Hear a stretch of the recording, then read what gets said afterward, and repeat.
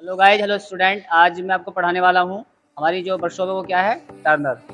ये जो मैं टॉपिक पढ़ाने वाला हूँ ये टर्नर का ही नहीं है, ये टर्नर यानी कि मैकेनिकल लाइन का सभी का है। जैसे टर्नर है, फिटर है, मशीनिस्ट है, कहना चाहिए ऑल ओवर तकनीक जो संस्थान है या तकनीकी वर्क है हमारे जहाँ भी, ये वहाँ पे अप्लाई होती है। आइए स्टार्ट करते हैं कि व्हाट इज द पीपी। ये लिखा है व्हाट इज पीपीई। तो व्हाट इज पीपी क्या होती है? पीपी से मतलब होता है पर्सनल प्रोटेक्शन और इक्विपमेंट। पर्सनल वाला होता है व्यक्तिगत, प्रोडक्टिव यानी उसको हमारी सुरक्षा करने वाले, इक्विपमेंट मतलब टूल्स हैं, औजार, इनको इक्विपमेंट बोला जाता है। अब स्ट्रक्चर है तो आपको क्या करते हैं, बताते हैं ये आपको जॉब ऐसे बनानी है, थ्योरेटिकल वर्क ऐसे करना है, यही तो बताते हैं आप लोगों को। उस प्रकार से फैक्ट्री में भी सुपरविजन होता है जो आपको एडवाइस करता है कि आप ये चीज़ यूज करेंगे। ठीक है।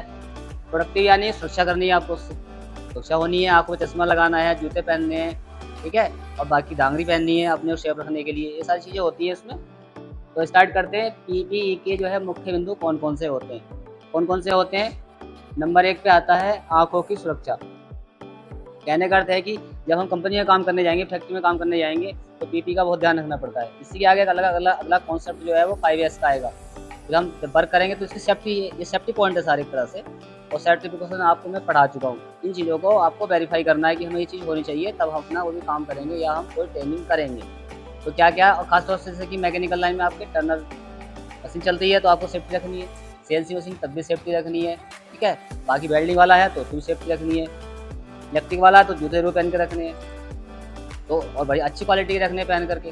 तो उसी की हम बात कर रहे हैं। इसके बाद में करते हैं स्टार्ट आँखों की सेफ्टी। पहला आता है आँखों की सेफ्टी के लिए, आप जानते हैं भली बात ही, आप चाहे कोई ड्राइव करें, कहीं कंपनी में काम करें, तो आपको गूगल लगाना अति आवश्यक है। उसके बाद आता है ग्लासेस। ग्लासेस कोई भी अच्छी क्वालिटी के ग्लास यूज़ वगैरह करते हैं या फेस वगैरह टाइप के लगाते हैं। उसके बाद ऐसे फेस शील्ड होता है, आँखों की सेफ्टी के लिए ये चीज़ हम लगाते हैं। जैसे बीच में भी कोरोना फैला तो हमने क्या, लोगों ने क्या किया, डॉक्टर लोग भी बातचीत कम्युनिकेट करते थे आपस में, तो क्या लगा रखा था हमने, फेस शील्ड लगा रखी थी। उससे क्या है कि आप कम्युनिकेट कर रहे हैं तो उसका जो है बोलने का जो श्वास है वो एकदम डायरेक्टली हमारे मुंह पे न जाए। फेस शील्ड एकदम से आगे यूँ होती है, हम बातचीत से कम्युनिकेट कर रहे हैं तो हमारे चेहरे पे वो आगे जाती है, ठीक है, और आग हमारा सेफ रहता है उससे, ठीक है। उसके बाद आता है कानों की सुरक्षा, यह है ईयर सेफ्टी। इसमें क्या आता है, ईयर प्लग आता है, ईयर मफल्स आते हैं। ईयर प्लग्स क्या होते हैं, जैसे बहुत ज़्यादा नॉइज़ होता है कहीं पे, तो देखा होगा आपने कि वो क्या करते हैं, अपने कानों पे बड़े बड़े एक टाइप के स्पीकर टाइप के लगा लेते हैं, तो बाकी अपना वर्क करते रहते हैं, वो कान पे लगा रहता है, तो बाहर का जो नॉइज़ है वो कानों में नहीं आता है। और हम जानते हैं उच्च ध्वनि की कोई हम आवाज़ सुनते हैं तो हमारे कानों पे असर पड़ता है, और जब हम इस चीज़ में हैबिट में बार बार रहते हैं तो होता क्या है कि धीरे धीरे हमारे कानों की आवाज़ चली जाती है, हम कम सुनना शुरू कर देते हैं। हमारे कानों में आवाज़ तो आती है बट हम उसको सही से वेरीफाई नहीं करते हैं क्या हम सुन रहे हैं, ठीक है। तो ईयर प्लग का इसलिए यूज किया जाता है। इसमें आपके है ईयर मफल्स, कुछ ऐसे होते हैं कि ध्वनि ज़्यादा ध्वनि की नहीं है तो कुछ सेफ्टी के लिए क्या करते हैं, हम कानों पर सेफ्टी के लिए लगा लेते हैं, ठीक है। अगला है इसमें श्वास संबंधी। श्वास संबंधी हम कंपनी में काम करते हैं तो क्या है, कुछ कंपनियाँ ऐसी होती है जहाँ पे गैसेस का काम होता है, या वहाँ पे कुछ जैसे अपने मैकेनिकल लाइन में मशीनें चलती हैं, तो मशीनें चलती है, हमें वहाँ भी मास्क लगाना चाहिए। जैसे कि आप मशीन पे काम कर रहे हैं तो क्या मशीन जब चलती है, आपका तो कूलेंट गिरता है या उसमें ऑयल गिरता है, तो उसमें क्या है, वेपोरेशन होता है।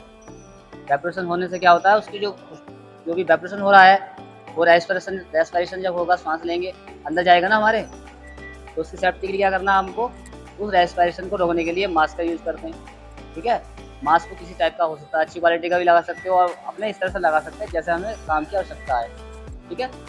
तो श्वास संबंधी आपके फ़िल्टर रेस्पिरेशन हो गए, बहुत अच्छे-अच्छे फ़िल्टर्स आते हैं जो लगाते हैं, डॉक्टर लोग देखा होगा अधिकांश यूज़ करते हैं, ऑपरेशन थिएटर में यूज़ करते हैं। बाकी इसके बाद है पैरों की सेफ्टी, ठीक है। पैरों की सेफ्टी जनरली सभी जानते हैं, हमें कहीं भी फैक्ट्री में जाना है, हमें काम करना है या हम कहीं पे जाते हैं तब भी आप देखा होगा कॉमन चीज़ है, हम सेफ्टी के लिए अपने नंगे तो कहीं जाते नहीं हैं पैरों के, हम हमेशा चप्पल कुछ ना कुछ स्लीपर्स पहनेंगे या जूते पहनेंगे, ये बहुत मस्त है। और फैक्ट्री के लिए तो हमेशा जब भी आप ड्यूटी जाएँगे, कंपनियों में क्या रूल है, कंपनी में आप बिना जूते के एंट्री नहीं कर सकते, क्योंकि वहाँ पे बड़े-बड़े कंपोनेंट्स बनते हैं। कोई मशीन का आपके ऊपर पार्ट्स गिर जाए, तो जूता पहने होंगे आप तो क्या कुछ तो सेफ हो जाएँगे, ठीक है। अगर चप्पल पहन रखी होगी तो क्या होगा, जो गिरेगा आपके पैर पे गिर गया, एक्सीडेंट हो गया, तो सीधे आपके बहुत ज़्यादा चोट लग जाएगी। सेफ्टी शूज़ है एंड बूट्स हैं, ठीक है, रबर गम बूट्स हैं, रबर वाले बूट्स होते हैं। इसके बाद आता है सिर की सुरक्षा। जैसा आप सही से जानते हैं कि सेफ्टी ऑफ हेड चाहिए। जब हम मशीन को अपना गाड़ी चलाते हैं, ड्राइव करते हैं, तो आँखों में छोटे-छोटे पार्टिकल्स धूल के हमारे आँखों में घुस जाते हैं। आप हेलमेट लगाएँगे तो आप कभी भी आँखों के एकदम बीमार नहीं हो सकते। लगाना बहुत अति आवश्यक है। आप कहीं एक्सीडेंट हो जाता है, गिर जाता है तो कम से कम हमारा जो हेड होता है, हेड में अगर चोट लग जाती है तो आदमी के बचने के चांस बहुत कम हो जाते हैं। अगर आपका हेलमेट लगा है तो आप जो है सेफ्टी हो सकती है, क्योंकि सेफ्टी के लिए हेलमेट बहुत ज़रूरी होता है। और देखा होगा आपने, बड़े-बड़े पुलों का निर्माण होता है, उसमें क्या होता है, वहाँ पे जो वर्कर्स होते हैं वो पीले रंग का टॉप पहने रहते हैं। क्यों पहने रहते हैं? जब वो वर्क करते हैं तो वहाँ पे ईंट, मिट्टी, गारा जो भी है और सरिया सभी उसका यूज़ होता है। तो जो वर्क करता है कोई भी किसी ध्यान नहीं रहता है तो आपके चोट उसमें लगने की संभावना रहती है। कि सरिया किसी अंग पे लग जाती है चोट तो ज़्यादा जो है टिपिकल नहीं होती, बट सर की चोट जो बहुत ज़्यादा टिपिकल होती है। नंबर 6 पे है बॉडी की सुरक्षा। हमारे शरीर सबकी सुरक्षा कर ली, आँखों की भी कर ली, ये भी कर लिया हमने, बट हम कपड़े पहनते तो क्या करेंगे? हम ड्रेस पहन के आते हैं स्कूल के अंदर या इंस्टीट्यूट में आते हैं या फैक्ट्री में जाएँगे तो क्या करेंगे आप? अपनी सेफ्टी के लिए हमें हमेशा एप्रन पहनना चाहिए। ठीक है? एप्रन का छोटा उदाहरण जैसे कि जो फूड टेक्नोलॉजी वाले लोग होते हैं, जो खाना बनाते हैं या होटल मैनेजमेंट होता है, आपने देखा होगा क्या करते हैं? एप्रन पहनते हैं। एप्रन क्या करता है? छोका लगा रहे हैं, भून रहे हैं कुछ चीज़ें तो क्या होती है वो हमारे ऊपर आकर के गिरती है, कपड़ा खराब हो जाता है। तो एप्रन इसलिए होता है, हम मशीन पे काम करेंगे, तो हम सामने से मशीन चला रहे हैं तो क्या होगा? वर्क करते हैं हम तो जो हमारा शरीर आगे वाला वो टच होगा, वहाँ पे टच होगा तो हमारी शर्ट खराब हो जाएगी। तो इसलिए एप्रन पहनना इसलिए ज़रूरी है ताकि हम उससे बच जाए। वो एप्रन गंदा होगा लेकिन आपका कपड़ा गंदा नहीं होगा। जैसे हमारे यहाँ आप लोग डांगरी पहनते हो, प्रैक्टिकली आप जब प्रैक्टिकल करते हो तो आप लोग डांगरी पहनते हो। और डांगरी पहनने से क्या है, आपके जो कपड़े आपने पहन रखे हैं वो आपके सेफ हो जाते हैं। पीपीई 3 चीज़ें होती हैं, ये हमें अगर जीवन में अपने साथ रखेंगे तो हम काफ़ी दुर्घटनाओं से बच सकते हैं। इसके आगे हम बताएँगे आपको सॉफ्ट स्किल क्या होती है। जब हम सारा काम करते हैं, फैक्ट्री में जाते हैं, तो हमें एक सॉफ्ट स्किल अपनानी पड़ती है। जब हम आईटी कर लेंगे या कोई डिप्लोमा कर लेंगे, तो हमें मार्केट में काम करना है या कंपनी में काम करना है या हमको वहाँ पर परमानेंट काम करना है, जॉब करना है, तो वहाँ पे हमको एक स्किल अपनानी पड़ती है, इसे बोलते हैं सॉफ्ट स्किल। सॉफ्ट स्किल क्या होती है? Soft skill what is soft skill होता है व्हाट इज़ कम्युनिकेशन करना। आपस में हम कम्युनिकेशन कैसे करते हैं? कहीं भी जाएँगे तो हम उससे बातचीत करनी है तो कैसे करोगे? कितने अच्छा बोलेंगे, कितना ख़राब बोलेंगे, व्यक्ति कैसा है उससे क्या क्वेश्चन करेंगे, तो सब चीज़ें सॉफ्ट स्किल्स में आती है, ठीक है? तो सॉफ्ट स्किल में 5-6 पॉइंट है, वो आपकी हमने आपको बताया था कि आपके पीपी क्या होता है, तो उससे रिलेटेड है, आपका रिलेटेड क्या है? Soft skill. हम फैक्ट्री वर्क करते हैं, फैक्ट्री में जाते हैं और हम उसके बाद में कोई डिप्लोमा भी करते हैं, तो हमको जो है बातचीत का स्तर हमारा क्या है, हमको बातचीत कैसे करनी है, किसी कोई ऑर्डर को कैसे डील करना है, वो सारा किसके अंतर्गत आता है? सॉफ्ट स्किल के अंतर्गत आता है, ठीक है? तो सॉफ्ट स्किल क्या-क्या पॉइंट होने चाहिए वो आपको बताए जा रहे हैं। लिखा है what is the soft skill. Soft skill क्या होता है? सॉफ्ट माने मुलायम, स्किल्स माने योग्यता। आपको किस प्रकार से अपने को सॉफ्ट रखना है, किस प्रकार से कितनी स्किल को यानी अपनी कुशलता को डेवलप करना है, दूसरे से अपने को काम लेना, कैसे उसको होल्ड करना है और प्रॉब्लम्स आती है तो कैसे होल्ड करना है। इसके बाद में इसके जो पॉइंट्स हैं वो 5-6 पॉइंट आप देख रहे हैं, ये हैं यहाँ पर। इसके 8-10 पॉइंट है। पहला पॉइंट आता है इफेक्टिव कम्युनिकेशन स्किल। आप जो है कितने पढ़े हुए लिखे हैं, आपके अंदर ये जो पॉइंट है इफेक्टिव कम्युनिकेशन स्किल, ये इफेक्टिव कम्युनिकेशन स्किल ज़रूर होना चाहिए। क्योंकि आप जानते हैं, क्या जानते हैं आप, कि कोई देखा होगा कि कुछ लोग क्या नाम आप घर पे आते हैं, मार्केटिंग करने आते हैं, उनकी जो भाषा में कितना मिठास होता है, तो आपसे कम्युनिकेट करते हैं, ये सर प्रोडक्ट लीजिए, सर ये ऐसा लीजिए, वैसा लीजिए, उसको 50 जो है अच्छाइयाँ बताएगा, आप ऐसा करेंगे तो ऐसा होगा, तो क्या होता है आप क्या उससे प्रभावित हो जाते हैं। उस प्रोडक्ट को या तो खरीद लेते हैं या उसकी फ्रेंचाइजी ले लेते हैं, जिसको आप प्रोडक्ट को यूज़ करते हैं और साथ-साथ में 4 लोगों को और बताते हैं। क्यों? क्योंकि उसके अंदर दम था कि उसने आपसे कम्युनिकेट किया, आपसे बातचीत की, काम बातचीत करने का उसका स्तर अच्छा था, ठीक है? उसने भाषा का, शब्द का अच्छा प्रयोग किया, जिसकी वजह से आप उसकी बातों में आकर के आपने प्रोडक्ट को ले लिया और प्रोडक्ट को यूज़ भी किया, ठीक है? तो पहला है इफेक्टिव कम्युनिकेशन, बहुत मस्ट होता है आपके अंदर, ये होना चाहिए। नंबर अगला है प्रॉब्लम सॉल्विंग। आप कहीं वर्क कर रहे हैं, कोई भी हैं आप, तो आपको प्रॉब्लम सॉल्विंग, कुछ चीज़ क्या होती है, हम कम्युनिकेट करते हैं, अपना प्रोडक्ट बेचते हैं या मार्केटिंग करते हैं, तो उसमें प्रॉब्लम्स ही आती हैं। तो प्रॉब्लम्स क्या आ रही हैं, तो हम देखते हैं हमारा कहाँ पे कमी रह गई काम करने के प्रति, उस चीज़ को हमें सॉल्व करना होता है, ठीक है? तो बोला ये नहीं है तो ये पॉइंट हम करेंगे तो ये चीज़ सॉल्व हो जाएगी, ये चीज़ या तो ये चीज़ ड्राइव हो जाएगी उससे। उसके बाद आता है आपका कॉन्फिडेंस। जब हम कोई भी काम करते हैं, काम को करना है, ठीक है? तो हमें प्रोडक्ट बेचना है या हमें मार्केटिंग करनी है, हमें अपना कोई भी काम करना है, कहीं पे हमको जॉब करनी है, तो आपको कॉन्फिडेंस भी होना चाहिए। कॉन्फिडेंस होना चाहिए कि मैं सबसे पहले उसके बारे में जानकारी ज़रूर लेनी चाहिए और कॉन्फिडेंशियली उस काम को करना चाहिए कि हाँ, मैं ये कर लूँगा। अगला आता है आपका फ्लेक्सिबिलिटी। फ्लेक्सिबिलिटी क्या होता है कि ये नहीं है कि हम जो भी काम वर्क करते हैं, तो ऐसा नहीं है मान लो हम कोई टीम के लीडर है, तो ऐसा नहीं कि हम किसी पे ज़्यादा प्रेशर करें, दबाव दें, थोड़ा हमको सॉफ्ट भी रखना है, फ्लेक्सिबिलिटी रखनी है कि ये काम ऐसे है तो ये किया, मान लो कोई टाइमली नहीं आया तो उसको पंच कर दिया, आप जो है टाइम से नहीं आ रहे हो, समय से पहले चला गया तो आप उसको पंच कर रहे हो, आप समय से नहीं आया। थोड़ी फ्लेक्सिबिलिटी क्या रखनी है, आपको उसको बातचीत के ज़रिए से ही बताना है कि आपको ऐसे है, उसको सीधे-सीधे तौर से नहीं बोलना है। तो इससे फ्लेक्सिबिलिटी हमारे अंदर वो चीज़ होनी चाहिए। उसके बाद आता है number 5 accepting as a team player.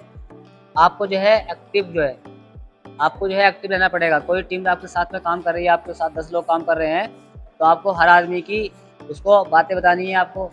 हर आदमी ये काम तुम्हें ये करना है, तुम्हें ये करना है, तुम्हें ये करना है। उनको उनके प्रति एक्टिव होना पड़ेगा, क्योंकि एक्टिव नहीं होगा तो आपका जो पूरा आपकी टीम बनाई है, वो टीम आपकी ढीली पड़ जाएगी और आपका प्रोडक्ट या आपका काम आगे नहीं बढ़ पाएगा। तो एक्टिव टीम लीडर की तरह से होना चाहिए। जैसे कि आप समय पे जब आप जो है ड्यूटी करने जाते हैं या ड्यूटी करेंगे, जब आपकी ड्यूटी शुरू होती है, आपको फ़ोन करना है, बातचीत करनी है, ये काम हुआ, ये नहीं हुआ, ठीक है? इस तरह इसको बोलते हैं टीम लीडर का जो है वर्क। उसके बाद में आता है accepting feedback and applying lesson. इसमें क्या आता है एक्सेप्टिंग फीडबैक। आपको उनकी फीडबैक भी लेनी, जो वर्क होया है, आपने टीम लीडर के साथ काम कर रहे हैं आप, और उसमें क्या है आपको क्या करना है इन चीज़ों में, आपको पूरा उसकी फीडबैक लेनी है। कोई प्रोडक्ट कितना बिका, उसका आउटपुट कितना था, लोगों ने कितना उसको एक्सेप्ट किया, आपने बताया कितने लोगों ने उसको एक्सेप्ट किया, सही या उसको गलत बताया। तो हम उससे डाटा लेते हैं, तो इसे बोलते हैं फीडबैक। फीडबैक लेते हैं तो उसमें देखते हैं हमारे कितनी कमी रह गई है, हमको क्या-क्या और होना चाहिए था, ठीक है? तो ये सब फीडबैक के अंतर्गत आता है। उसमें हमने देखा कोई माइनस में जा रही है चीज़, जो बातें माइनस में चीज़ जा रही है, वही कुछ चीज़ प्लस में होंगी, माइनस में होंगी। जो माइनस में जा रही है उनको सबको पैरेलल करना है, हमको पूछना है, बताना है, उसको आगे बढ़ाना है, ठीक है? उसके बाद आता है क्रिएटिव थिंकिंग। क्रिएटिव थिंकिंग में क्या होता है, क्रिएटिव मतलब नया, क्रिएटिव बना है क्रिएचर, यानी कि जो हम नया विचार पैदा करें। मान लीजिए हम कोई वर्क कर रहे हैं, हम आउटपुट अपनी निकाल रहे हैं या प्रोडक्शन कर रहे हैं हम कहीं पर, ठीक है? वहाँ के हम टीम लीडर भी हैं, हम सुपरवाइजर, ऑपरेटर से हम सुपरवाइजर हो गए।